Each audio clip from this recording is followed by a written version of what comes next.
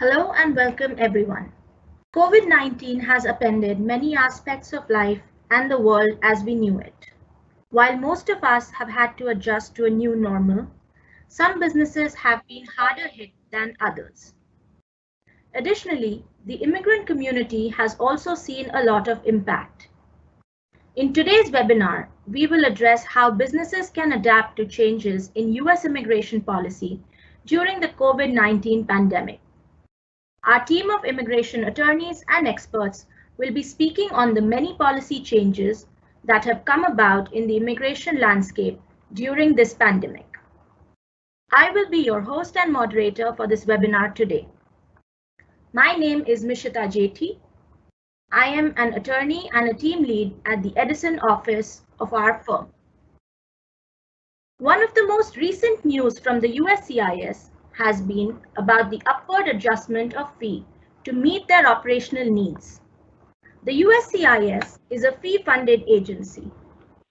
While this shields it from government shutdowns, it also means that the USCIS must meet its operational budget on its own via the fees collected for various immigration services.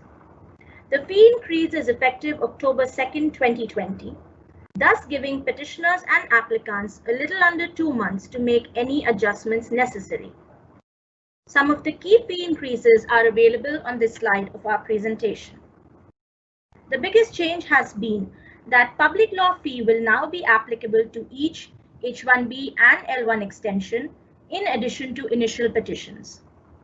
Thus, employers who are subjected to the public law fee may now have to shell out a much more higher amount per H1B and L1 petition than earlier. Another major change is that adjustment of status application removes the reduced form filing fee for children and will now require separate fees for Form I-765, which is the employment authorization, and I-131, which is the advance parole. This in effect will almost double the cost for filing adjustment applications. Finally, premium processing time frame will now be lengthened to 15 business days rather than 15 calendar days. Next, we have Mr. Chugh Tamirisa. Chugh is a seasoned immigration consultant based out of our Reston office. He will be addressing the impact that the recent presidential proclamations have had, particularly on those holding H1B, L1 and J1 visa status. Over to you, Chugh. Thank you, Mishita. Thank you very much for the introduction. Good afternoon, everyone, ladies and gentlemen.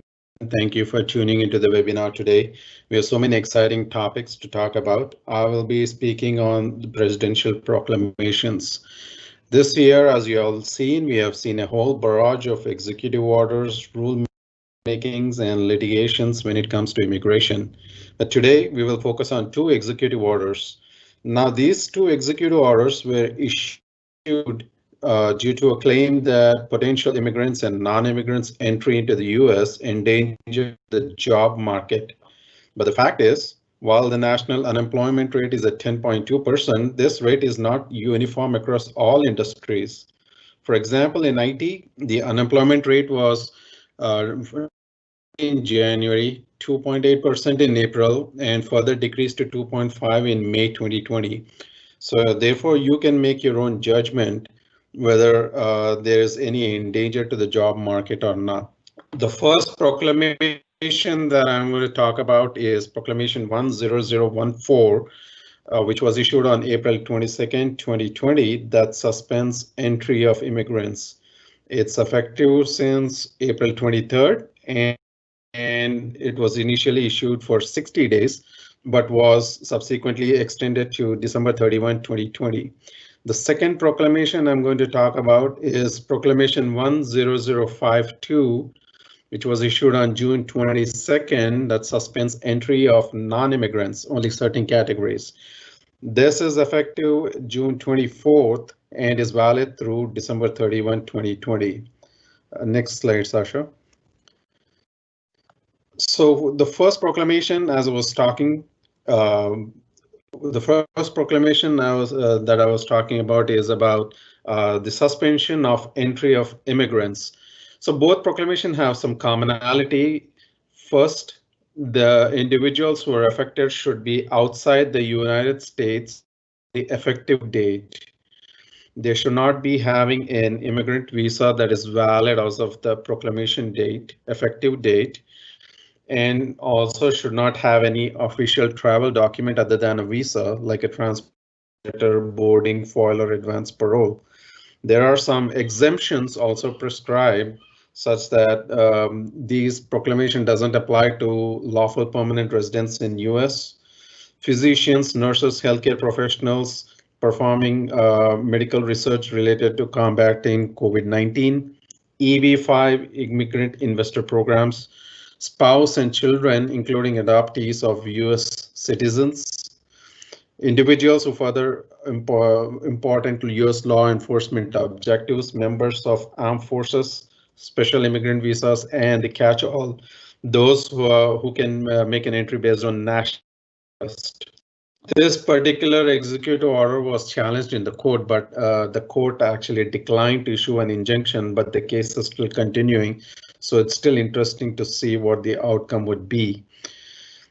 Although the executive order, as you know, the immigration has both family and employment based programs. This executive order suspending entry of immigrants is expected to actually increase the number of employment-based green cards rather than family-based.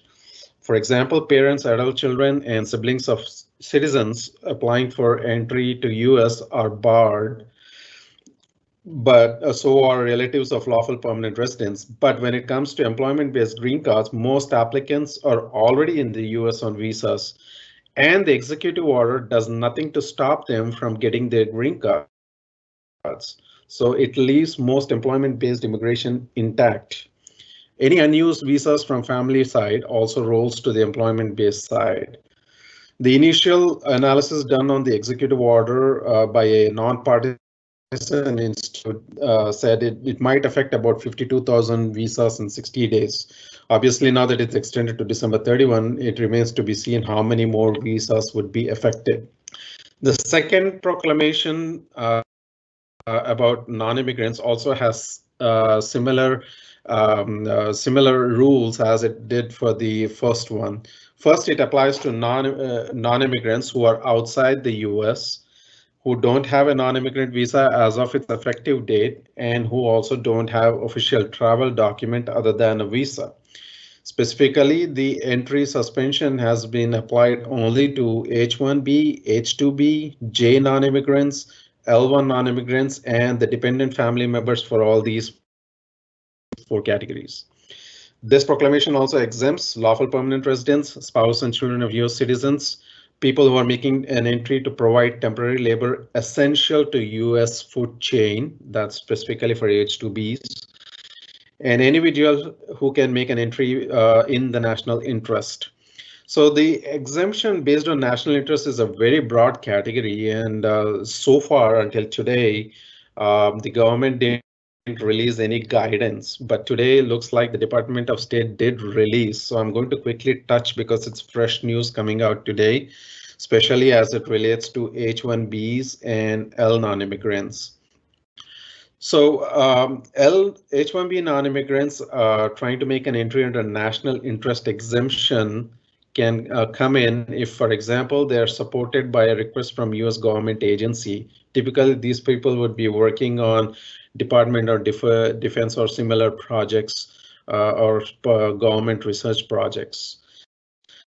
Category would be applicants who are coming to the US to resume an ongoing employment, which means they are continuing a previously approved employment without change with the same employer.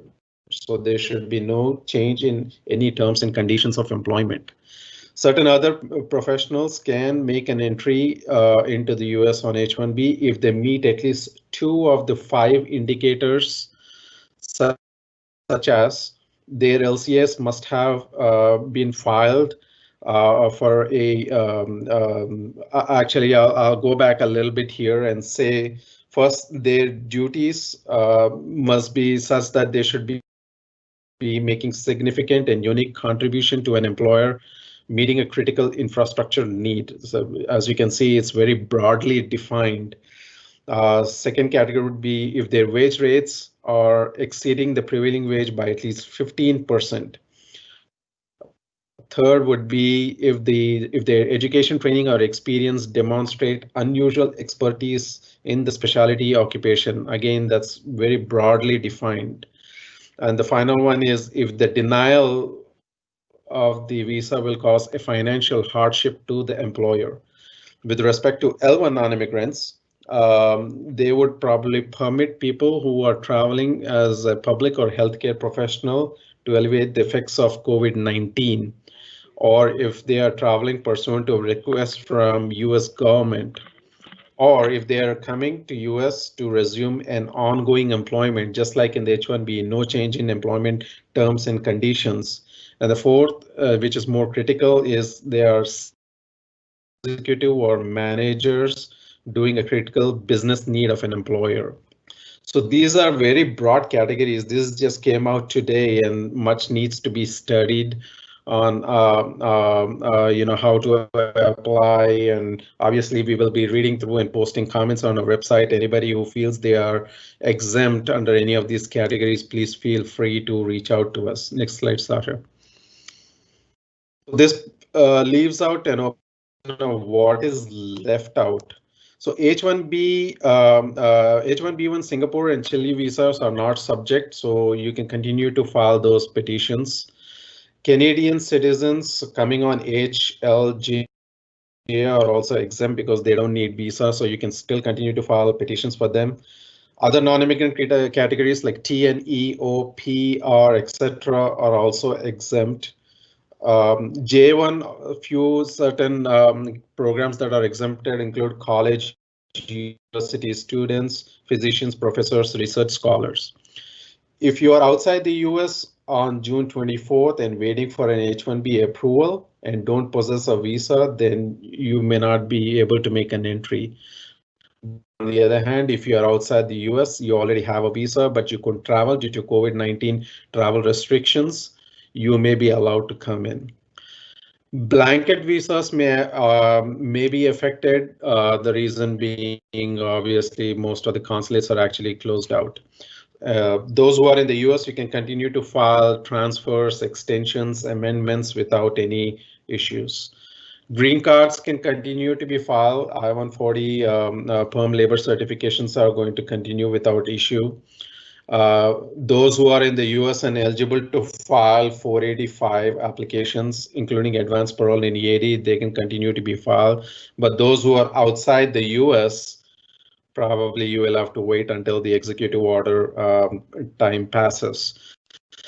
What this also means is even if you have individuals outside the US and you want to sponsor the first part of the whole green card process, such as I-130 or I-140 and PERM can also be filed, but you may not be able to proceed beyond that. Mishita, back to you. This is all my contribution. Thank you so much, Jagan. That was very, very informative. Thank you also for bringing us up to speed with the latest news that we have today. Now we will hear from Ms. Deepika Singh. Deepika is one of our executive directors based out of our Santa Clara office. Deepika will tell us more about how the F1 and M visa holders have been affected by the various policy changes. Over to you, Deepika. Thank you, Mishita. So this year's been a little bit of a roller coaster for the F and the M students. COVID-19 impacted the academic year of a lot of F and M students. In March, when the outbreak happened, DHS and ICE made a policy guidance change that students could actually take online classes and still maintain their F and M statuses in the US. But in July, DHS and ICE came up with this new policy directive where any student who was enrolled in the fall semester on a completely online or 100% online program, they could not maintain their visa status, and they had to depart the United States. Now, what they wanted the schools to do was to kind of adopt a hybrid program, meaning some in person and some online classes. They did come up with some kind of suggestions as to what the school could do, and all the school had to do is update their their course curriculum policies and report to SEVIS. Now, this was a big threat to all the FNM students here in the US, because there was health and medical issues and risks involved. So some of the premium institutes like Harvard and MIT, they filed a lawsuit against DHS and ICE, where they very clearly said that they were not, this was objectionable, and they were not accepting this directive from ICE. A lot of other states like the state of New York and the University of California, they also formed a coalition and agreed to this particular lawsuit.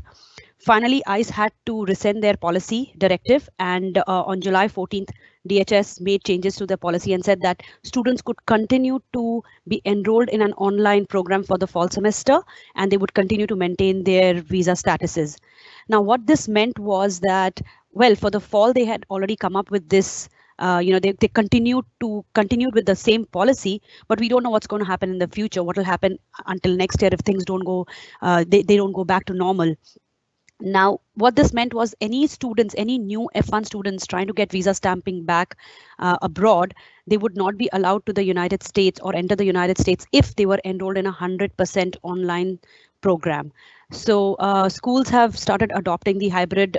They are making changes to their curriculums and adapting the new hybrid policy and the hybrid program and model. Now, from months to come, we'll see what all changes happen with the F1. But until now, students can continue to be enrolled in an online program and maintain their FNM statuses in the US for the fall semester at least. Now, any student, I'll also touch base on the OPT. Any student who's not in the US and was on an OPT program under the STEM and the OPT plus the STEM OPT, they can continue to work remotely, provided their employer is okay and can have control over them wherever they are. They don't have to file any new I-983s unless there is a change in their job or any kind of material change. They have to not report to SEVIS with a new 983. So over to you, Mishita. I think the FNM students can continue to maintain their statuses on an online program. Thank you. Thank you so much, Deepika. That I'm certain will be a relief to a lot of F and M visa holders. We will now hear from Ms. Malu Mararam, who is an attorney and partner in our Reston office. Malu, what should our listeners know and keep in mind about the priority date advancements in the most recent visa bulletins?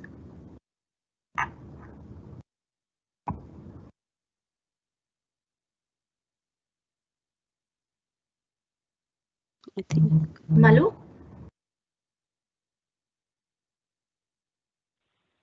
Thank you, Mishita. And good day, everyone. So in this month's visa bulletin, we see quite a significant movement for a few categories. As a brief background, the Department of State publishes a monthly visa bulletin which lists the cutoff dates that govern visa availability. If an individual's priority date is earlier than the published cutoff date, it means that an immigrant visa number is available to them, which means that they can apply for their adjustment of status or consular processing of their permanent residency, or if an application is already pending, their case will be in queue for adjudication. Congress sets limits on the number of immigrant visas that can be issued each year. There's also a 7% per country limit, which places a maximum on the amount of visas which may be issued in a single fiscal year to applicants from any one country, plus any unused numbers in the other employment preference categories. This limit is the reason why we typically see a backlog for immigrant visa applicants born in China and India. And we'll focus on China and India in this presentation. So let's take a look at the EB1 category, which showed the most movement under the August 2020 visa bulletin. EB1 China moved almost 6 months. The final action date last month was August 22, 2017, and this month it is now February 8, 2018. India saw a 9-month forward movement. The cutoff date for EB1 India is now the same as China's. According to the Chief of the Visa Control and Reporting Division of the U.S. Department of State, Mr. Charlie Oppenheim, both EB1 China and EB1 India have reached their per-country limits and are now utilizing otherwise unused numbers from the EB1 category as well as numbers that have fallen up from otherwise unused EB5 numbers. Otherwise unused numbers are available within the EB1 category because the rest of the world demand is low and currently insufficient to fully utilize numbers under the worldwide limit this fiscal year. So for EB1, all other countries under the August 2020 Visa Bulletin, everybody else is current, but for China and India. Mr. Oppenheim predicts that there's a potential for EB1 China and EB1 India to move forward again next month, but any advanced movements will likely not be as dramatic as what we've seen this month. Going on to EB2 China, it moved 2 months to have a cutoff date of January 15, 2016. EB2 India, unfortunately, we did not see any movement, any changes from last month. The cutoff date is still at July 8, 2009. EB3 China advanced 8 months to February 15, 2017. EB3 China cutoff date is more advanced than EB2. Sometimes when this happens, we see applications for downgrades, meaning those with EB2 I-140s may be interested in pursuing EB3. However, we caution that EB3 may not always be more advanced than EB2. If you have any questions on this, please reach out to us at info@chugh.com, or if you already have a Chugh attorney, please reach out to your Chugh attorney. For EB3 India, we see a 4-month movement. It was at June 1, 2009 last month, and it is now at October 1, 2009.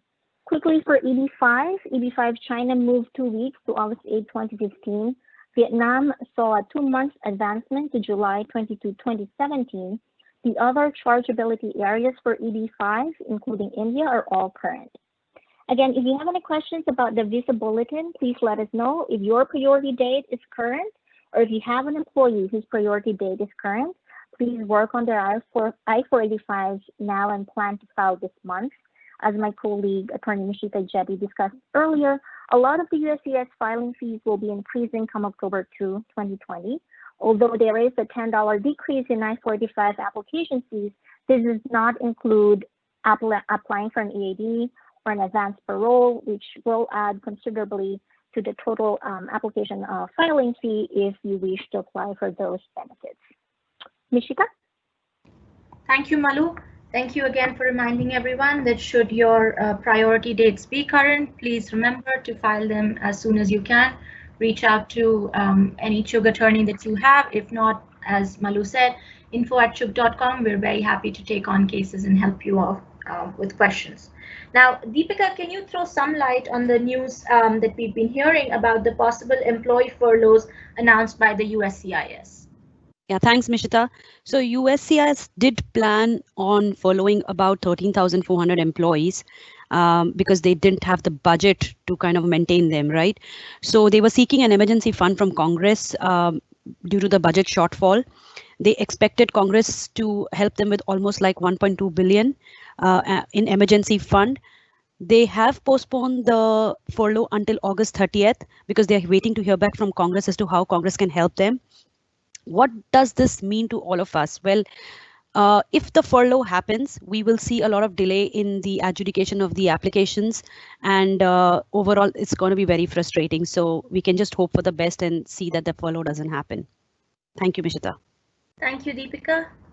Next up, we have attorney Mr. Gurshan Chatta. Gurshan is one of the team leads based out of our Santa Clara office. Gurshan, what has been the impact of COVID-19 on I-9 procedures? Okay, sorry. Yes, for the I-9, the Department of Homeland Security has announced that employers with employees taking physical proximity precaution due to COVID-19 will not be required to review the employee's identity and employment authorization documents in the employee's physical presence. Once normal operation resumes, all employees who were on board using remote verification must report to their employees within 3 business days for in-person verification of identity and employment eligibility documentation. Employers must inspect these documents remotely, however. The ways to do this is a video link, fax, or email. They also must retain written documentation or remote onboarding. Currently, this is effective through August 19th, or within 3 days of the end of the COVID-19 national emergency. The August 19th date is likely to get extended. One thing to remember is that this provision only applies to employers and workplaces that are operating remotely. So if your workplace is not operating remotely, you will have to follow normal I-9 requirements. Thank you. Thank you, Gurshan. I think that would certainly be helpful for a lot of employers right now who are working remotely to know that there is some flexibility available for the I-9 procedures. On the same note, another key positive change that has been around is the reception of 2 policy memoranda by the USCIS. Sasha, can we move on to the next slide, please? Thank you. Our listeners might know that as of early 2018, the USCIS issued a policy memorandum requiring detailed contracts and itineraries to be provided for H-1B petitions, particularly involving third-party work sites. This had a disproportionate impact on employers providing IT consulting services, many of whose employees were placed at third-party work sites. The USCIS started demanding detailed SOWs, MSAs for all of such placements. The employers found it very hard to provide individualized SOWs and MSAs for each of their H-1B employees, and as a result got H-1B approvals for very short periods of time. USCIS was thereafter sued by an alliance of IT consulting service providers, and as a result of the said 2 lawsuits, the USCIS decided to rescind its policy memos dated February 22, 2018 and January 8, 2010. With this positive change, employers may no longer be compelled to provide evidence of day-to-day work assignments or itineraries with project details for the entire H-1B duration. The employers must prove with documents that they have the power to hire, fire, supervise, or otherwise control the work of their H-1 employer. So this certainly is a good change, particularly for those employers who had to give detailed itineraries and evidence of day-to-day work, etc. for individual H-1B employees. Hopefully with these 2 policy memos rescinded, both the employers as well as the attorneys will not be flooded with the RFEs, which required a lot of detailed documents to be provided, some of which could not have been even provided as a result of confidentiality issues, etc.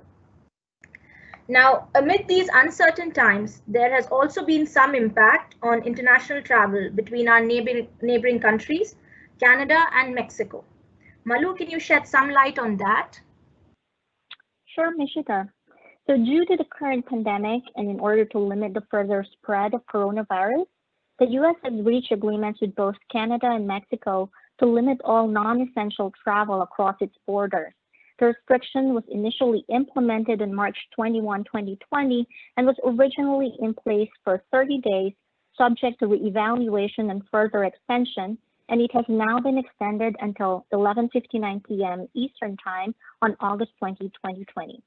The travel restrictions include non-essential travel by land, commuter rail, and commuter ferry. It does not apply to air travel. Non-essential travel includes travel that is considered tourism or recreational in nature. Examples are traveling for sightseeing, gambling, or attending cultural events in the United States. Essential travel is allowed. That means that U.S. citizens and permanent residents are allowed to return to the United States.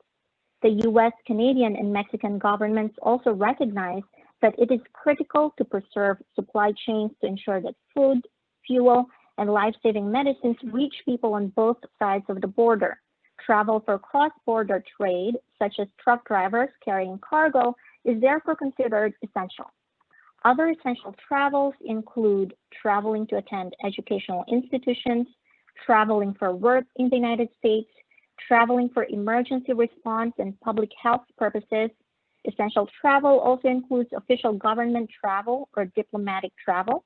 It also includes military-related travel or operations. Given the current travel restrictions, foreign nationals should be prepared to answer more detailed questions when crossing the border for essential travel into the U.S. from Canada or Mexico.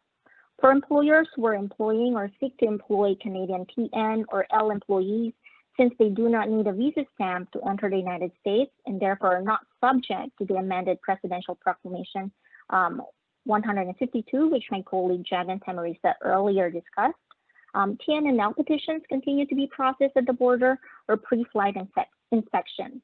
As for Mexican TN employees who require visa stamps and are not exempt under the national interest exemption, the U.S. Embassy and consulates in Mexico show that only emergency visa appointments are currently available. However, the latest update from the U.S. Embassy in Mexico and the U.S. consulates in Guadalajara, Monterrey, Tijuana, and Hermosillo is that starting August 3, 2020, these posts will resume limited operations for student visa processing. U.S. consular posts in Mexico will accept applications in the F, M, and J visa categories with an approved I-20 or DS 2019 form.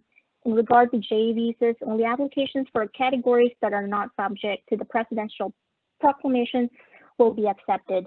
This includes J visa applications for physicians, professors, research and short-term scholars, specialists, and students. So please, if you have any employees or if you're planning to travel to the United States from Canada and Mexico, do note that we have travel restrictions in place. It's good until August 2020. There's not an announcement yet if this would be extended. If you have any questions, let us know, info@chugh.com, or reach out to your Chugh attorney. Nishita? Thank you, Malu. That was very helpful. With this, we come to the end of our webinar today. A big thank you to everyone who joined us today. We will open the floor for some questions. Please be reminded that while we may not be able to respond to case-specific questions due to confidentiality issues, but you're very welcome to send such questions to our email info@chugh.com, or if you have a trusted Chugh attorney that you're already working with, please reach out to them. Additionally, at this time, we are very happy to answer generic questions. A big thank you once again. And if there are any questions, we are happy to take them now.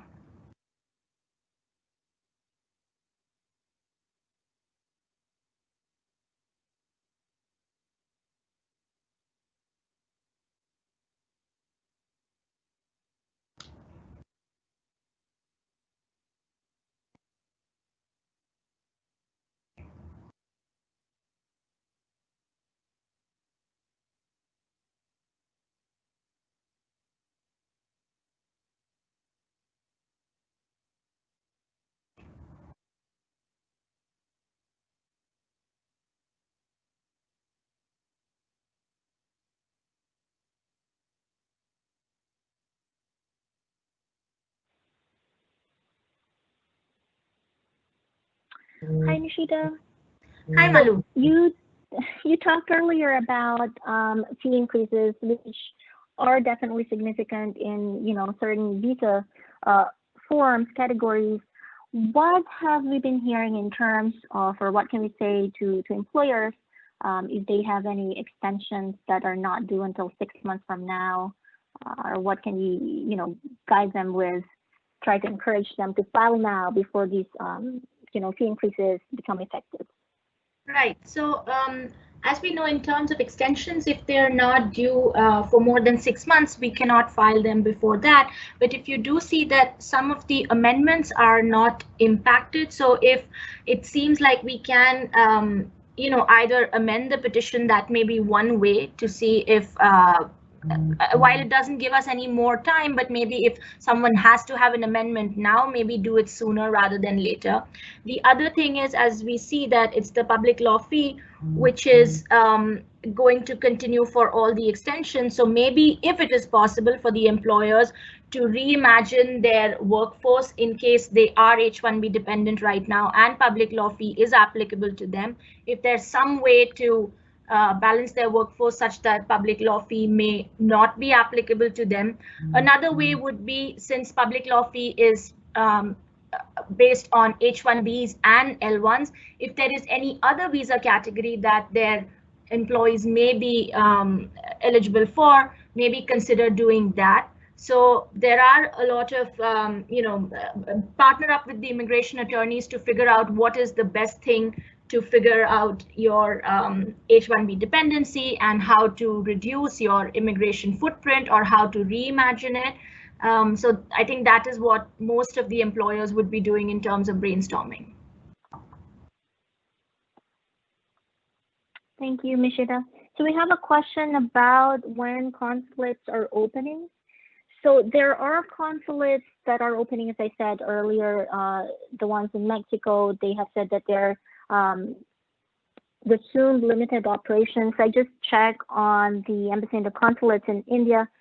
Their latest notice is that they are unable to resume routine immigrant and non-immigrant visa services at this time, but they do have a note that applicants for H1B, H2B, H4L, and certain J1 categories covered by Presidential Proclamation 10052, if they are exempt or they think that they qualify for one of the exceptions, to contact the embassy, and they also have provided a link. So if you have any travel plans, best to check with the specific consulate.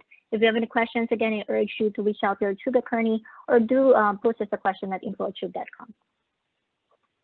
Thank you, Malu. We do have another question.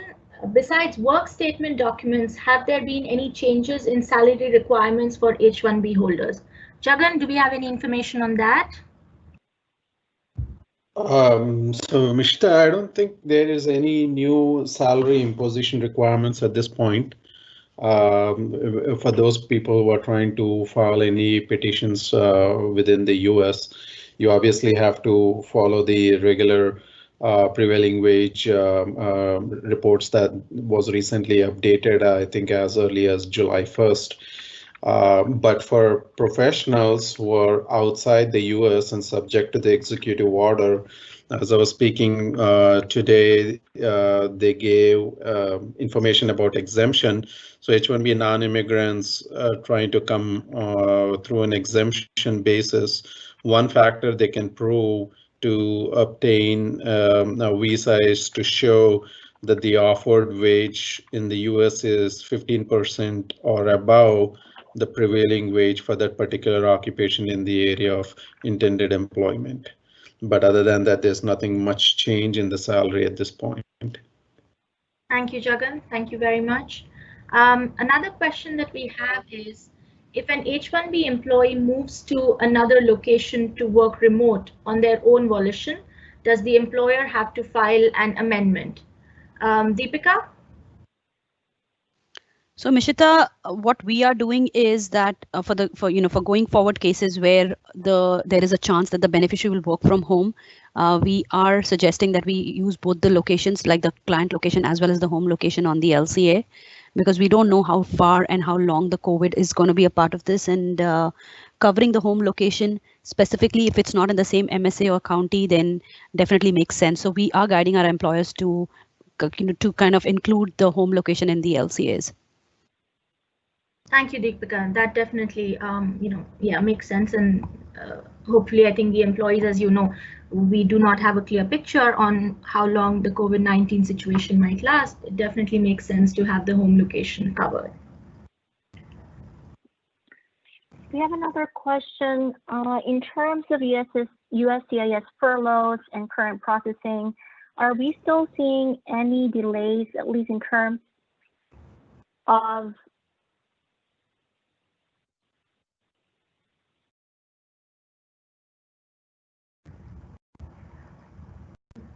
Right, I think. So to answer about...